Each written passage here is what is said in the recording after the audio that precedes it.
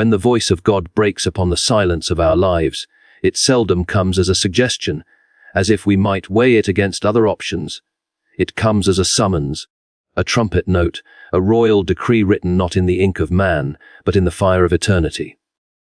When he says you are moving to a new world, he does not mean that you will simply walk into another village, or climb over the ridge to another valley, or board some vessel to cross another sea. He means that the very foundations upon which you have set your heart are to be lifted, shifted, and carried into a place where they can never rest upon the old ground again. He means that the timbers of your soul will be undone and rebuilt. And though you may still walk with the same gait and bear the same name, there will be something about you that no eye can mistake. Something of the morning light caught in your voice. Something of the eternal wind woven into the strands of your thought.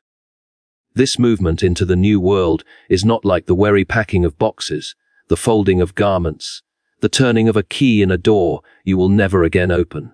Those things are shadows, parables of what he truly speaks. For what he has in mind is not departure from the familiar streets and fields, but departure from the very prison of the old self. You have been living in a land of twilight, a land where every joy is sweet but fleeting, where every hope rises like mist and is burned away by the noonday sun. In that land you have walked with your head bowed beneath burdens you could never quite lay down, burdens of regret and of shame, burdens of fear and of futility. Yet all the while, in the depths of your being, there was a whisper that said, "This is not all. You are not made for shadows. You are not made for dust. You are not made to circle endlessly like a bird with broken wings." That whisper was the echo of a promise. The first breath of the proclamation now sounding cleared, you are moving to a new world. But understand this. The new world is not simply handed to you like a trinket. It is not stumbled upon like some hidden grove in a forest, waiting to be discovered by the adventurous. It is called forth by God himself, and to enter it is not merely to step over a line, but to step out of a skin, to leave behind the husk of the self you once were. This is why so few understand it, and why fewer still are willing to embrace it.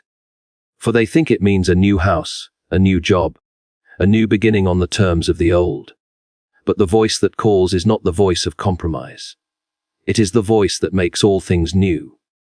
And when he says new, he does not mean slightly improved, slightly more comfortable, slightly more manageable. He means transformed, transfigured, transposed into another key altogether. He means light where once there was darkness, strength where once there was faltering, joy where once there was weariness. Picture for a moment the soul as a traveler who has dwelt all his life in a cavern. The cavern has its little torches, its painted walls, its shadows that have been mistaken for reality. He knows his neighbors there. He knows the sound of dripping water echoing in the stone. He knows the dust beneath his feet. Yet one day the rock itself shakes and a crack appears, and through it comes a piercing light, brighter than any flame, more living than the shadows ever suggested. The voice comes with it, saying, "Come forth, you are moving to a new world." The cavern dweller hesitates, for outside is unknown. The cavern, though small and damp, is at least familiar. But the summons is irresistible, for the light is not only dazzling, it is warm. It carries with it a fragrance of fields he has never seen yet somehow remembers, as if the scent of home has reached him before his eyes can behold it. He steps forward, trembling, and the cavern behind him falls into silence, while before him spreads a world where the sun never dies, where the grass sings beneath his feet, where every breath is not borrowed but given as gift.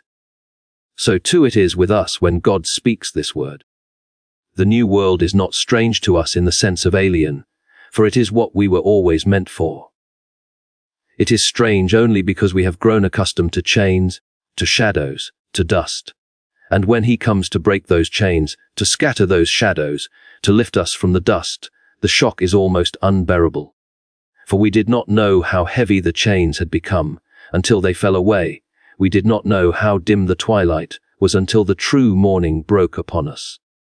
And in that first moment of awakening, when the soul rises like a sleeper from a long and troubled dream.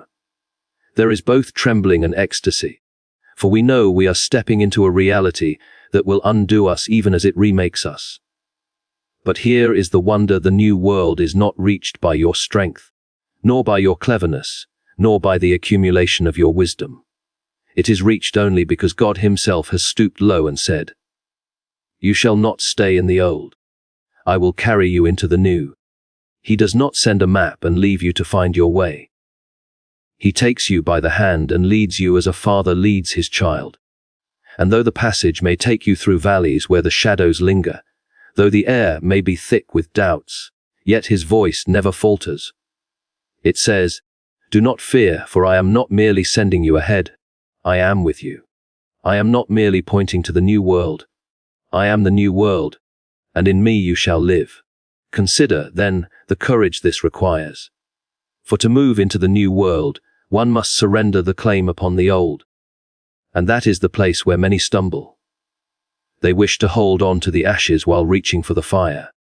They wish to cling to the tattered garment while reaching for the robe of light. But the two cannot be worn together. The two cannot be blended. The word of God is sharp, it divides. It calls you out, it bids you leave. It demands that you walk not with backward glances, but with a heart set on what lies before. This is not cruelty, it is mercy. For if he allowed us to cling to the dust while stepping into glory, the dust would choke us and dim the radiance of what he gives. He loves us too much to permit such half measures.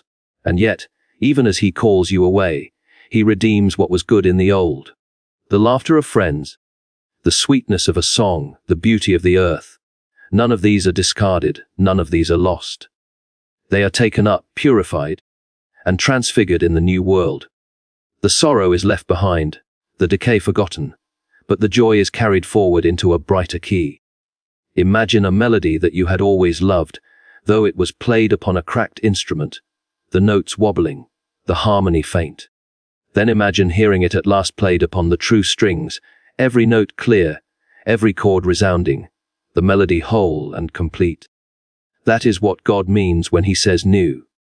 He means not the destruction of the good you have known, but its fulfillment, its perfection, its raising to a height you had not dreamed possible. So when you hear the word of the Lord saying, "You are moving to a new world," do not mistake it for a gentle suggestion. Do not imagine it means merely a change of scenery while remaining the same within.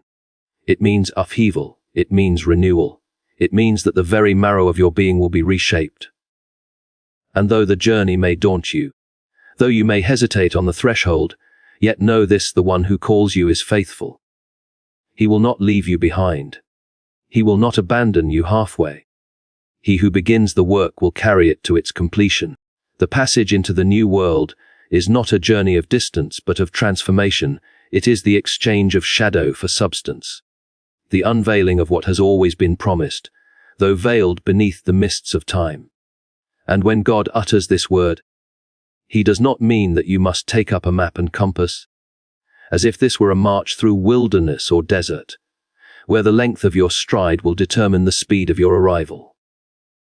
He means that something far greater, far deeper, far more enduring must happen within you. For the geography of this passage is not measured by miles but by surrender, not charted in valleys and peaks, but in the chambers of the human heart. The soul itself must be unmade and remade, and that remaking is what opens the gates of the new world. Think of how men and women have always longed for another land. Some place where the brokenness of this life is mended, where sorrow does not gnaw at the edges of joy, where death does not crouch like a shadow at every feast. Every song of lament, every story of exile, every restless wandering across the face of the earth has borne witness to this hunger for a land beyond lands, a kingdom not fashioned by human hands. Yet so often, the longing has been misunderstood, and men have thought they might discover the new world with ships of oak or caravans of camels, as if distance were the obstacle, and not the condition of the heart. They set out across oceans and deserts, and though they find new shores and new cities, the same weariness, the same quarrels, the same dust follows them. for they have carried the old self into every land they conquer. The world outside changes, but the world within remains untransformed, and so the shadows linger. But when God declares that you are moving to a new world, he does not speak of outward conquest or exploration. He speaks of the inward revolution, the undoing of the old heart of stone and the giving of a heart of flesh, the awakening of eyes that were blind to glory, though they stared at it every day. He speaks of a journey where the soul is drawn out of shadow into substance, where what was only hinted at becomes unveiled, where the veil of time is lifted and eternity presses close. And the wonder of it is that this transformation does not require the strength of the one being transformed. It requires only the willingness to be yielded into the hands of the transformer. It is not your grip that carries you across. It is his. Imagine the human life as a series of rooms, some filled with laughter, others with silence, some with bright windows open to the air, others locked and shuttered for fear of what might be seen. We wander from one to another, hoping that the next room might bring more comfort than the last. And yet every room is bounded by the same walls, every corridor ends in the same closed door. We decorate, we arrange, we fill the space with songs and colors, but the door at the end remains shut, and its shadow lies across the floor of every chamber. But now imagine that the one who made the house has come, and with a word he does not merely open the door, but removes the walls altogether. Suddenly the rooms are no longer rooms but open air, no longer enclosed but expanded into fields without horizon. The very structure of your dwelling is undone, and you find yourself not in another chamber, but in another world. Such is the transformation God speaks of when he declares that you are moving into a new world. And here is the strange paradox: the new world is not wholly new to you, for its outlines have already touched your life in fleeting moments. Have you not felt, even in this present world, sudden flashes of something greater, a beauty that pierces you when you see the sky aflame at dawn, a sweetness that overwhelms when love stirs the heart, a silence that stills you when you stand among trees older than nations? In those moments the veil grows thin, and you sense that what you behold is not the whole, that the shadow is cast by a substance more real, that the taste is but the first sip of a wine not yet poured out in fullness. Those moments are the whisper of the new world calling through the mists, saying, "This is what awaits, this is the reality hidden behind the curtain of time." They are not illusions, they are promises. And when God calls you to move into the new world, he calls you to step into the fullness of what those glimpses have always foreshadowed. Do not think, then, that this passage is something the world itself can orchestrate. Nations may rise and fall, kingdoms may declare new ages, movements may promise utopias, but all their efforts are shadows unless God himself speaks the word. For only he can transform shadow into substance. Only he can unveil the eternal hidden beneath the temporal. All human striving without him is like reaching to grasp the reflection of the moon in a pool of water. It looks near, it looks graspable, but it slips through the fingers, leaving nothing but ripples in the dark. But when his word comes, the moon itself descends, and the light no longer dances on the surface, but shines upon the face. The journey, therefore, is not measured in steps but in surrender. It is the yielding of the self that clings to the shadow, the loosening of the fingers that clutch at what cannot endure. It is the letting go of the old habits of heart and mind, the patterns of thought that say, "This world is all there is, so cling to it while you can." It is the opening of the hands to receive what only God can give. And here is the mystery: when you open those hands, you do not lose but gain. For the shadows you release dissolve, but the substance he gives endures forever. It is in this transformation that the true unveiling occurs. For so long, the human heart has walked in mist. We have seen shapes but not their form, outlines but not their depth. We have lived as children tracing patterns upon frosted glass, sensing something beyond but never seeing it clearly. But when God declares that the mists shall lift, when he speaks the word of the new world, then the frost is melted, the glass is cleared, and what was dim becomes radiant. The landscape beyond the window is not invented in that moment. It was always there, but now it is revealed in its fullness. So too the promises of God are not conjured from nothing. They are unveiled from what has always been waiting, hidden in His eternal purpose. The transformation is thus both an ending and a beginning.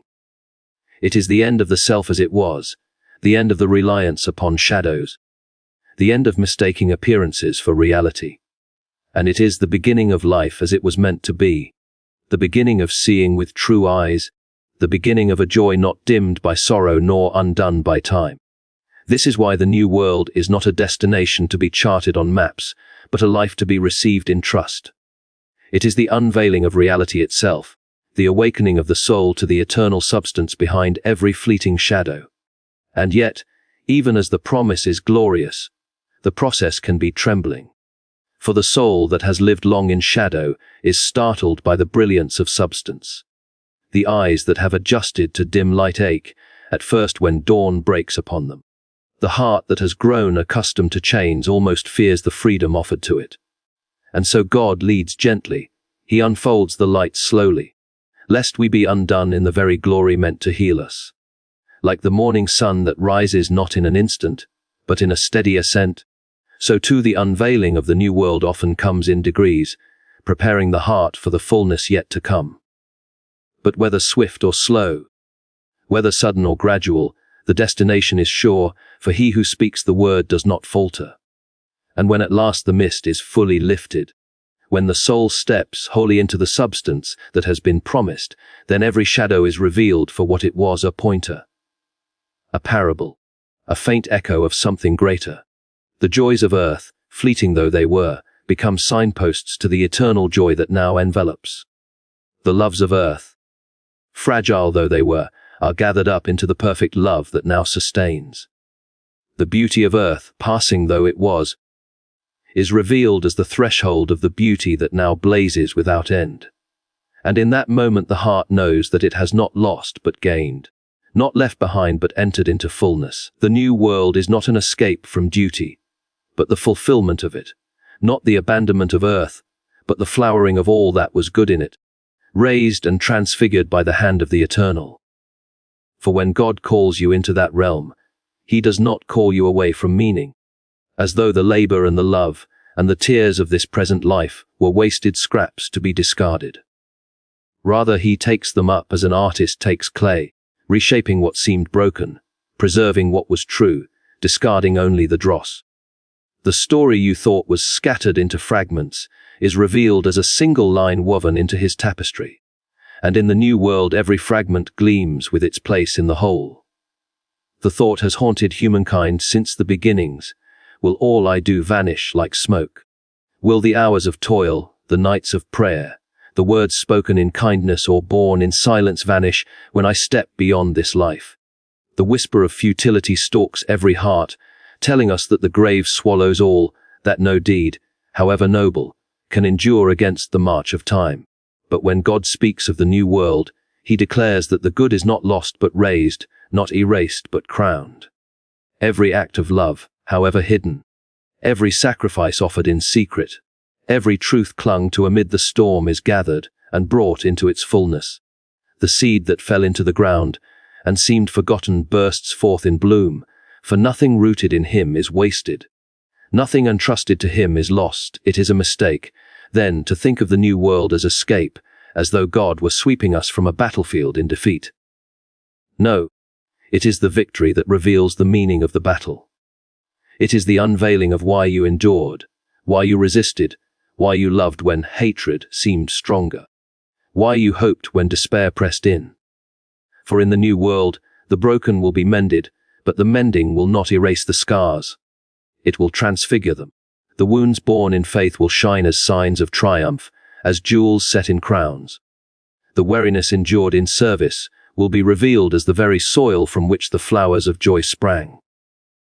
Nothing offered in faith will fall into emptiness, for the eternal takes what was laid down in time and breathes upon it the breath of everlasting. So the duty of this life is not annulled, but completed. Every task that seemed small, every cup of water given, every burden carried for another. All of it is taken into the new world and shown for what it was, a thread of gold in the eternal design. What seemed mundane was holy. What seemed unnoticed was seen. What seemed futile was woven into everlasting purpose. And when the veil lifts, you will behold not a life wasted, but a life fulfilled. For the new world is the flowering of all that was good in this world, gathered, purified, and lifted into light. Therefore, to live in this present time is not to despise it, as though it were merely a prelude to be forgotten, but to live it with eyes fixed on the harvest. The farmer does not despise the ploughing, because the harvest lies ahead. The ploughing is the very means by which the harvest comes. So too your labors here are not meaningless chores discarded when you pass into the new. They are the sowing of seed, the tending of soil, the watering of roots. And when you step into the new world, you shall see what has grown from your faithfulness, what has blossomed from your patience, what fruit has ripened from your endurance. You will marvel to see that what you thought were small deeds were in truth mighty acts in the sight of God, and that every moment of trust was a seed that has now become a tree. And this flowering does not erase the earth, but perfects it. The beauty glimpsed here in mountains and seas, in music and laughter, in love shared between souls, none of this is discarded. It is raised up, freed from corruption, made whole. The song you loved but could never finish is completed. The friendship you cherished but lost is restored. The joy you felt but could not hold is made eternal. The new world is the earth transfigured, the good of time carried into eternity, not abandoned but fulfilled. And in that fulfillment, every longing finds its rest, every question its answer, every ache its balm. The shadows are gone, but the light reveals that the good within them was real all along, awaiting only its flowering. This is why hope must be steadfast. For if you believe the lie that nothing lasts, you will despair and abandon your post. But if you trust the promise that nothing true is wasted, you will endure with joy, knowing that every step carries meaning beyond sight. The soldier fights not because the battle is pleasant, but because he trusts in the victory to come. The pilgrim walks not because the road is easy, but because he trusts the city ahead is worth the weariness. And so you, enduring in love, persisting in faith, laboring in hope, are not wasting yourself. You are sowing for the harvest that God himself will gather. And when he calls you into the new world, you will see that your duty has not been discarded but fulfilled, transfigured into glory.